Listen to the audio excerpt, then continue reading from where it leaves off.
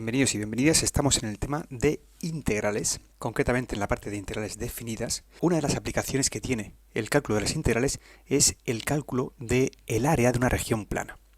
Vamos a diferenciar varios casos, no todos, porque hay muchísimos, casi podríamos personalizar cada caso, pero vamos a ver algunos casos estándar que podemos trabajar.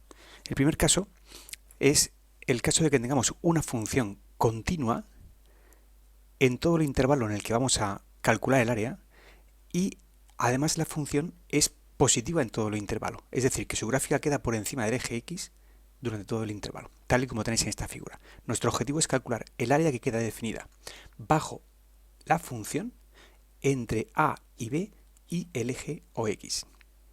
En este caso, podemos decir que el área viene definida por la integral definida entre A y B, donde A y B son los límites del intervalo, o bien las rectas x igual a A y x igual b, de la función f de x que estamos estudiando, diferencial de x.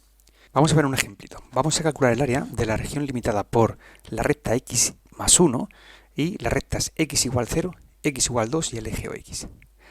Lo primero que tenemos que comprobar es que estamos en este caso. Y para comprobar que estamos en este caso, es decir, que la función sea positiva en todo el intervalo AB en el 0, 2, tenemos que ver si la función corta en alguna parte del eje dentro de este intervalo o fuera de este intervalo. Si hacemos f de x igual a 0 para comprobarlo, es una ecuación x más 1 que nos da como resultado x igual a menos 1. Esto quiere decir que el punto de corte está situado fuera del intervalo 0, 2. Ya solo nos queda comprobar si la función es siempre positiva o siempre es negativa. Para comprobar si es siempre negativa o positiva, pues damos un valor entre el 0 y el 2, por ejemplo el 1, y nos da que el valor numérico es mayor que 0. Por tanto, la función siempre es positiva en el intervalo.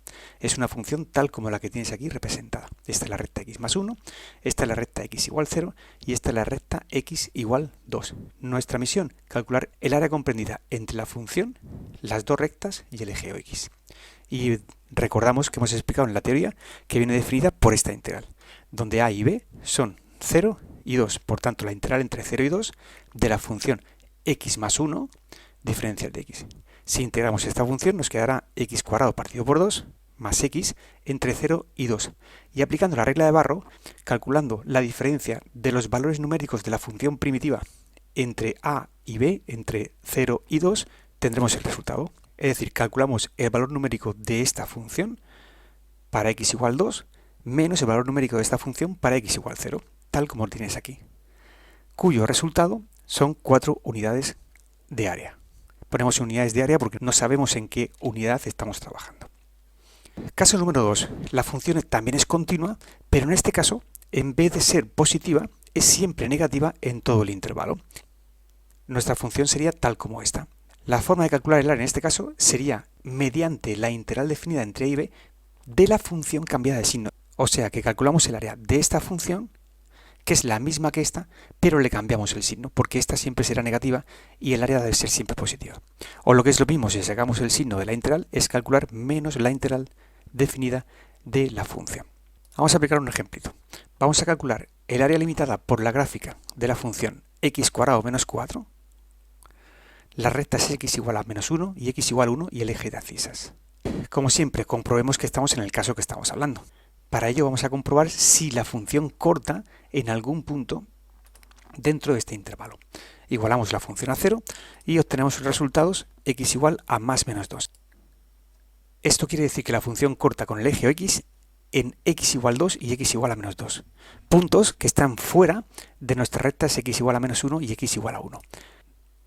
Solo nos quedaría comprobar si la función es siempre negativa en este intervalo menos 1, 1. Para ello tomamos un valor intermedio de este intervalo, por ejemplo el 0, sustituimos aquí 0 y nos quedará menos 4, que es menor que 0, lo que quiere decir que la función va a ser siempre negativa en el intervalo menos 1, 1.